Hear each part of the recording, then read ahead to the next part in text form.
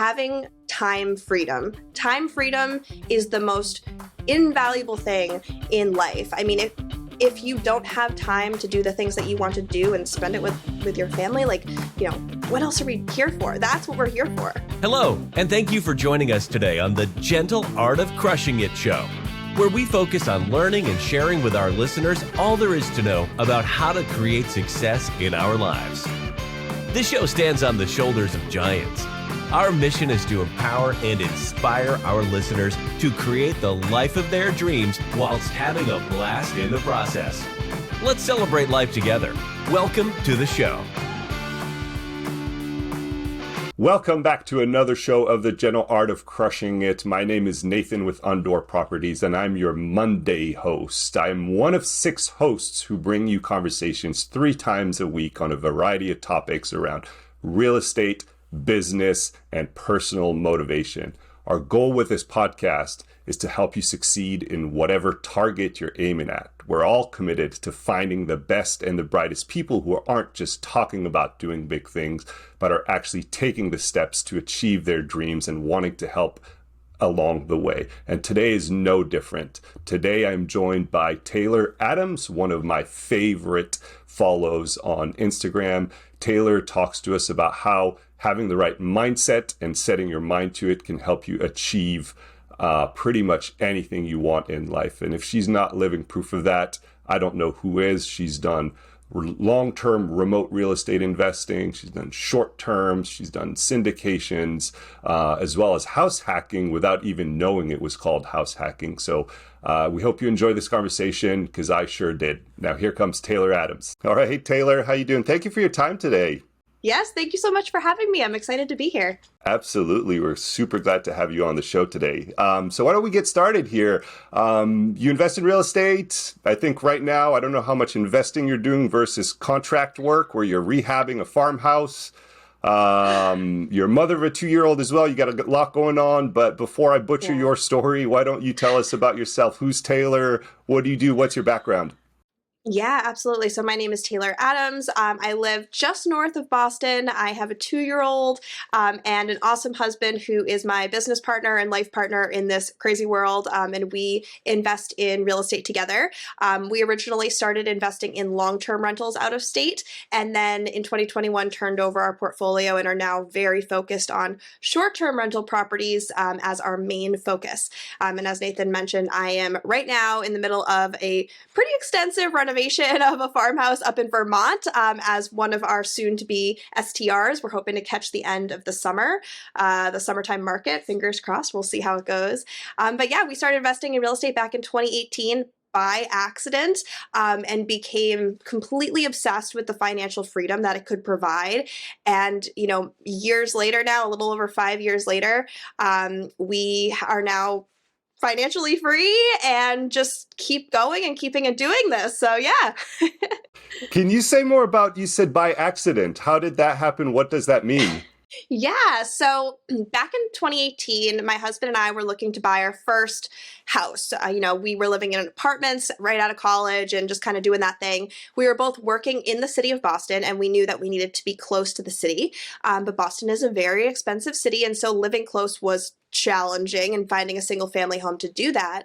And so what we decided to do was buy a multifamily property where we could live in one unit, rent out the other. We had no idea that that was house hacking or that was a form of real estate investing. Yes, exactly. And so we did this and we were like, oh my gosh, this is awesome. We want to keep doing this. And so that kind of just snowballed from there, and we created a plan on how we would continue to move forward.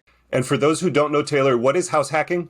Yeah, so it's basically what you just did, but what's the simple explanation for people who don't know? Yeah, absolutely. So house hacking is basically when you buy a 4-unit or fewer and you rent out a room or a unit in the house and you use that to cover a portion or all of your mortgage. Yeah, absolutely. So you ended up doing that close to Boston, and then what happened after that? Yeah, so we wanted to buy the next place, and like I was saying, investing in the Boston area is quite expensive, and so we were like, all right, in 10 years we'll have saved up enough money to buy the next place. And I was like, that's not really reasonable. Like, that doesn't flow with our plan. We want to be financially free, or at least close to it, way before 10 years. And so I remember reading this story about this woman, this article. She had purchased a bunch of properties somewhere down south where things were a little bit cheaper. And I was like, wow, like, that's awesome if you can do that. And it was a light bulb moment for me where I was like, well, I guess, why can't we do that? So we started looking at properties out of state in Tennessee, and just started picking up long-term rental properties there. And why Tennessee, can I ask? Because a lot of people that listen to this show, they live in higher cost of living areas. And oftentimes the people we talk to, the first thing they will tell you is, well, I can't afford, just like you were saying, we can't buy rental properties in our market because it's too expensive, or it doesn't cash flow, it doesn't work, or I would have to save for 10 years, like you said, to be able to, save up for the down payment. So we encourage them, and that's kind of what we do ourselves as well, is to invest out of state. And then we talk about how do you pick the market, how do you pick the team, and all of that. I'm curious how you landed on Tennessee and what's your story. Absolutely. So we were looking at landlord-friendly markets.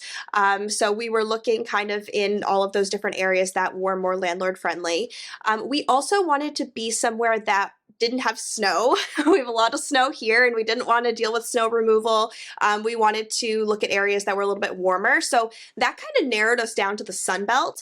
And once we got down to the Sun Belt, we really narrowed in on Tennessee because of its great economic mix. There's a lot of headquarters in that area. There's a great mix of white collar and blue collar jobs. And so because of all of those things and the general population growth, we thought that would be a good market to enter first. Yeah. And then you said, so you went from house hacking without knowing it was house hacking to then a remote real estate investor where you bought, sounds like, more than one property in Tennessee. And then when you kind of introduced yourself in your story, you also mentioned that you offloaded that entire portfolio, however big it was, to now do Airbnb. That's right. So we were moving along on the whole long-term rental thing for a couple years. So we started in 2018, then we were picking up properties over the next couple of years. And then the beginning of 2020, I was 4 months pregnant. The world shut down. We had started to move into syndication because we like to do things that we've never done before. That's like our thing. Just keep going. So we were working to be the GP on a few syndication deals. And so we actually went, like, literally the week that the world shut down, we had a 25 unit under contract, and we were starting to move ahead. But luckily we were in the middle of due diligence, and we realized they had misrepresented some of the vacancy, all of that stuff. We backed out of that deal. And it was a moment for us to kind of take a step back and be like, what are we going to do? Like, we're in the middle of a pandemic. I'm pregnant, like, I'm about to have a baby for the first time. Our whole goal in our business together, my husband and I, is that we want to spend more time together. And we found that the path that we were going down with our long-term rentals and our syndication focus really had us at networking events like 5 nights a week. We were spending a lot more time apart than we were spending together. And so we needed to pivot. We needed to reevaluate what the plan was for us. And so we realized that we needed to focus more intentionally on cash flow to actually get us to a point where we could have our financial freedom sooner rather than later. So in 2021, we sold off the original portfolio, and we rolled those funds into our short-term rental portfolio. So now we have short-term rentals in Gatlinburg, Tennessee in the Smokies, Crystal Beach, Texas, and the new property in Vermont that we just got in March. So the idea of selling the long-term rentals was solely to use those funds to invest in some higher producing cash flowing assets. Is that right? Exactly. Not because you wanted to get into Airbnb because Airbnb was the thing or anything. It was really all about just generating more money. Absolutely. It was completely cash flow focused. It was really a financial decision rather than us being super interested in Airbnbs. Like, I think they're cool, but it was definitely more of a financial decision. And I'm curious what your and your husband's mindsets were, going through these different steps, right? And I don't really know how to ask this question, I guess, but it sounds like, so you had the house hack was kind of the starting point, right? Yep. And then You mentioned earlier that you could taste that, financial freedom and the power of real estate. And then from that point on, was it just all in real estate, or were you, savers as well? Were you investing in other means, or what was kind of that mindset that you were in that helped you go from that first house hack to now, going through, like we said, syndication, long-term remote investing, now Airbnb, and then we're going to talk about the renovation as well of the farmhouse because now you're in contracting. So Yeah. So absolutely. So my husband and I are very all in people. So what we did is once we decided that real estate was like the thing that we wanted to do, my husband and I, we are a little bit of serial entrepreneurs. We've started previous businesses that just didn't work out. We were looking for the thing. Like we were looking for the thing that would get us out of our W-2 jobs. And when we kind of stumbled upon real estate, it was kind of like the universe being like, here you go. This is the thing. You were supposed to be doing this.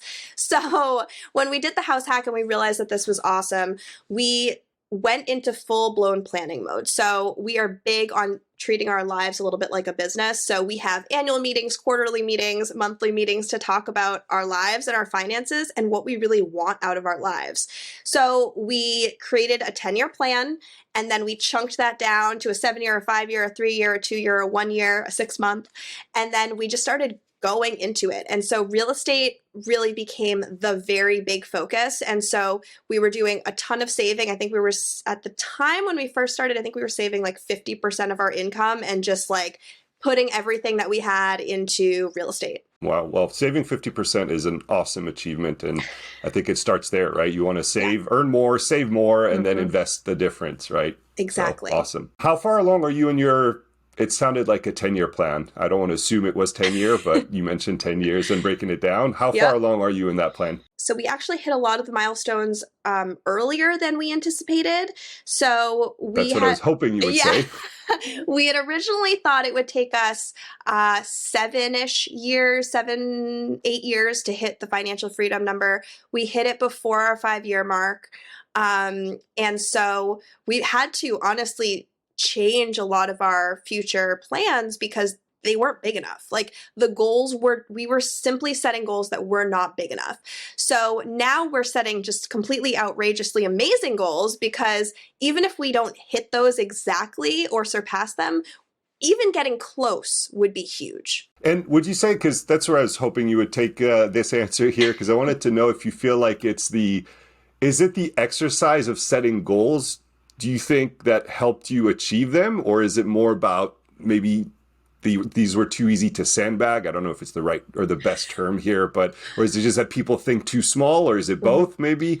I'm curious, because oftentimes people who say, I'm going to set some goals, the follow up to that, goal setting story is, and we've achieved them and we reached them way before we thought we would. Yes. So I really believe goal setting as an exercise will absolutely get you to where you want to go. I like to use the analogy of like you're going to dinner with your friends, but you've never been to the restaurant before. If you've never been to the restaurant before, you're not just going to like walk out your front door and like hope that you find it. Like you're going to open Google Maps, you're going to put in the address, and you're going to follow the turns and you're going to get to the restaurant. So goal setting is the same thing. So if I don't set a goal and then figure out how the heck I'm supposed to get to that goal over the course of however many years it is, you're not going to be able to get there. So I think that, yes, writing down the goal is important, but I think the most important step of goal setting is figuring out how you're going to get to that goal. Because if you don't have the roadmap, if you don't have the GPS turned on, you're probably going to like wiggle a little bit before you get to that 10-year goal. You might still get there, but it's going to be harder. And in all of the things that you've done, right, thus far, what's your favorite like success story that you like to share with people? Oh my gosh, that's you've such done a lot, great obviously. question. I'd consider yourself very successful, right? Thank but you. I'm curious which one is your favorite? That's a really good question. I guess I haven't really taken a moment to like step back and think about that. I think that the biggest success that I've had is being able to spend more time with my family. Kind of that moment where my husband was able to leave his W-2 job. I had left my W-2 job, and I remember just like sitting on the couch that night, and we hadn't even like celebrated it because it was just like, this is the plan and we're doing the thing. And we were just like, whoa, like, what did we do? Like, how did we even get here? Like, we had been so focused on getting to this point, And now we need to figure out how to enjoy it. And so it was a big moment of clarity for me where I was like, I'm now at the point where I can enjoy this time with my family doing the things that we want to do. But I need to figure out what that looks like. Like, what do I want to do, tomorrow? Do I want to, start another business? Like, when you have this freedom opened up for you, it's like a new thing to be thinking about. So. And you touched on this a little bit, but I always like to ask, and I'm always curious to hear how your definition of success has changed over time. Mm-hmm. Maybe when you were younger, 10 years, 20 years ago, whatever it is, I don't know, right? And maybe what it was yesterday, what is it today? Yeah, so I think when I first started out, my idea of success looked like really bougie, and it looked very, fancy and expensive. My idea of success is totally different now. My idea of success is really being happy where you are. Like, that is so underrated. And then having time freedom. Time freedom is the most invaluable thing in life. I mean, if you don't have time to do the things that you want to do and spend it with your family, like, what else are we here for? That's what we're here for. 100%. I love it. What about, if you don't mind sharing, is there a incredibly difficult time that you went through that you're okay with sharing with the audience here? And maybe more importantly, what was your mindset and what you learned from that experience getting out of it, I guess? Yeah. That's tough. I can think of like a couple challenging experiences because I think on this journey to success, like, success isn't linear. It's always up and down, and you're just always tackling new things and shifting your mindset.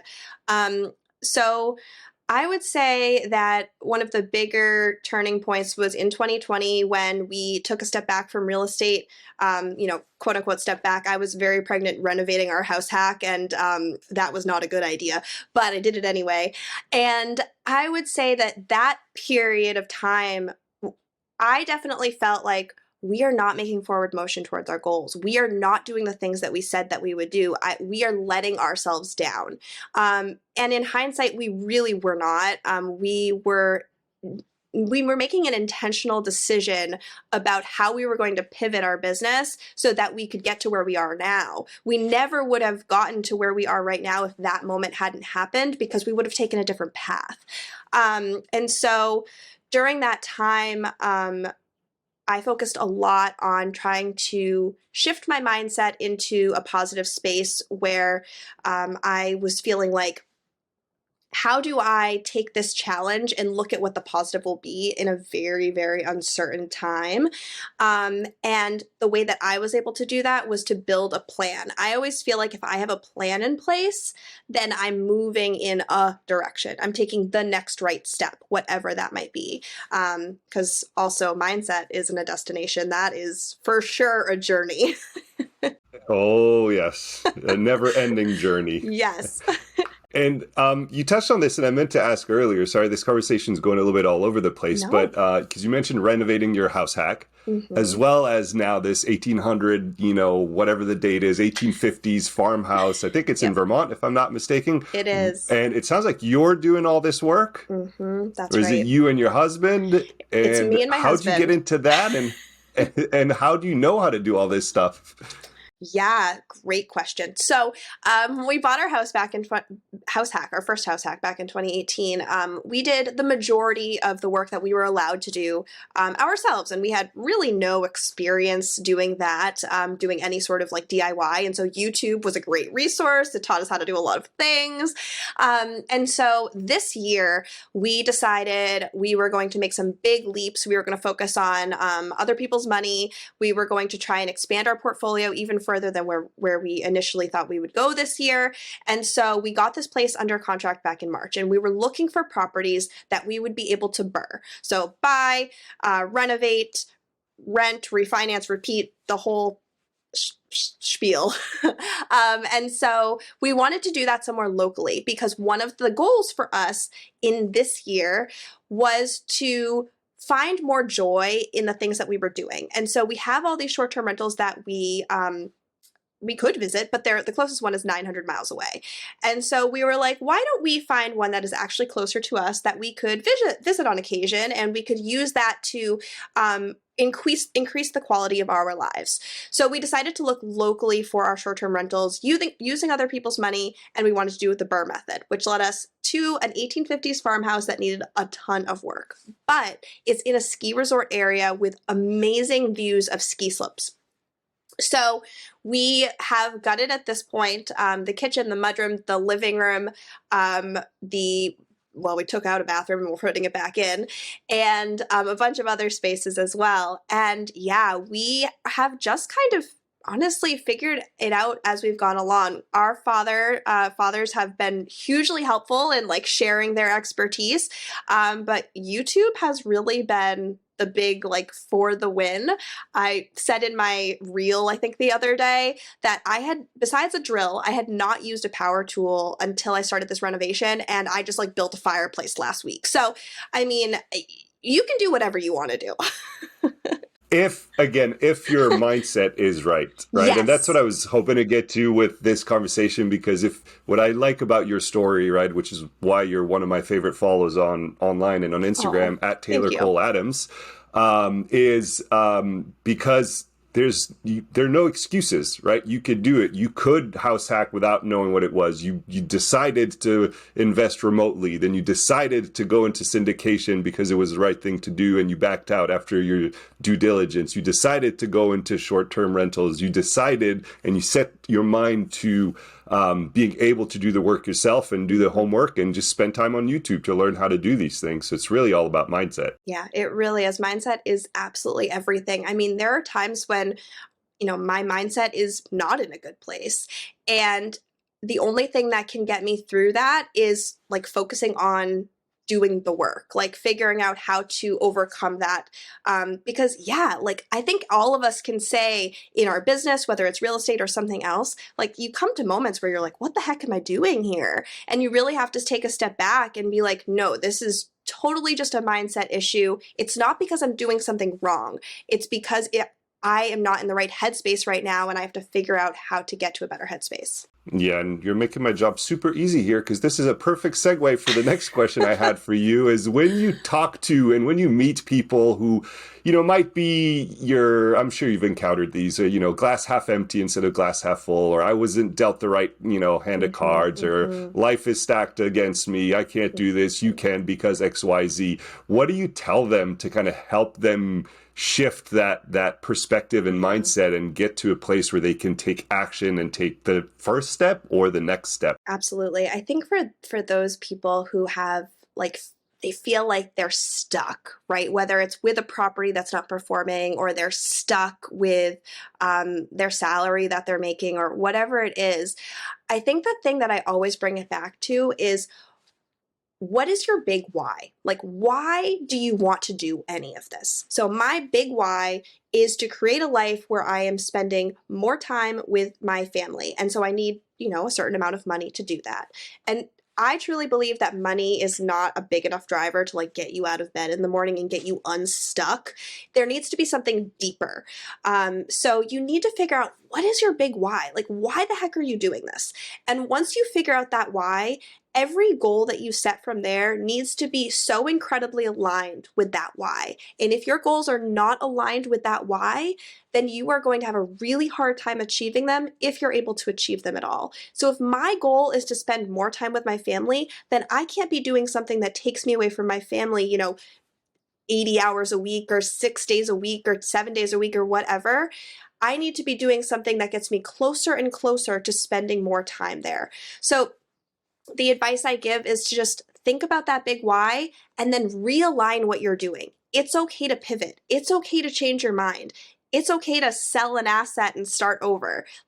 It's okay. Yeah, and spending time with the family as a why is incredibly powerful. I'm going to butcher this stat. I can't remember where I heard it and what exactly it is, but there's something like, I think 80% of the time you spend with your kids in your entire lifetime is before the age of 16 or 14 or something like that. I think I saw that stat recently. It must be circulating. Yeah, it's wild. It's a powerful motivator. Yeah. Yes. Yeah.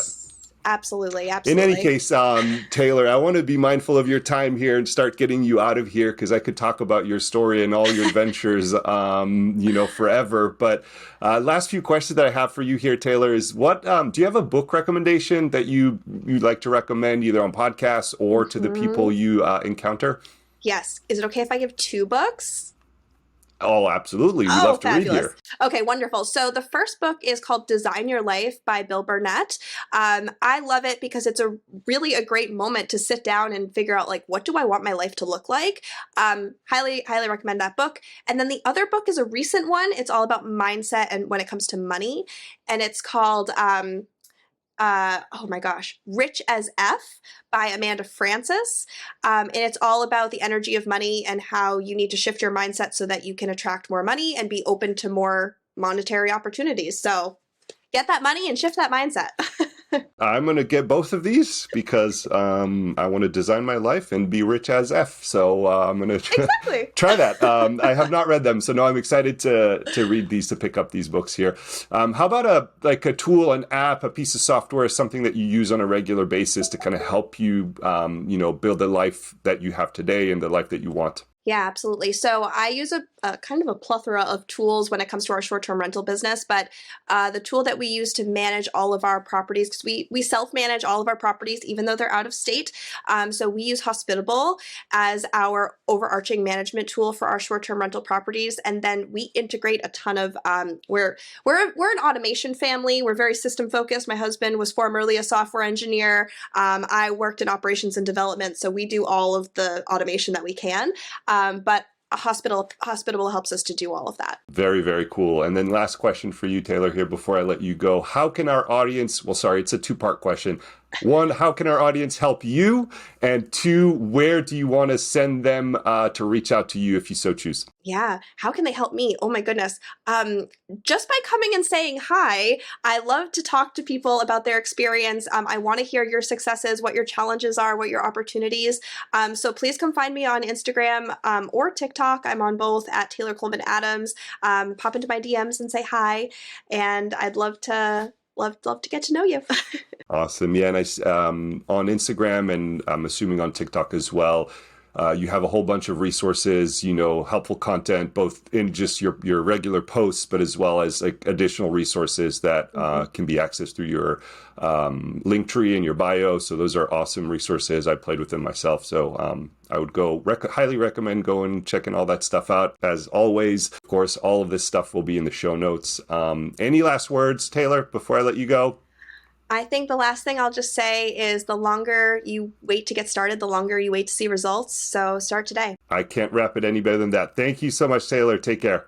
Thank you. Bye. Wow, what a fantastic conversation we had with Taylor Adams. And as always, we've gathered all of the important links from today's show in the handy show notes below. So make sure you go and check them out. And of course, if you found value in our content, we would love your help in spreading the word. If you could do us a favor and share this with someone, we'd really appreciate it. Even better, if you could go to whatever platform you're on and leave us a 5-star review and some comments. We love to engage with our audience. And you know what? An interesting fact about our podcast is nearly 98% of our listeners have not subscribed. So let's change that. It's a small action that goes a long way in supporting us. Thanks so much for tuning in.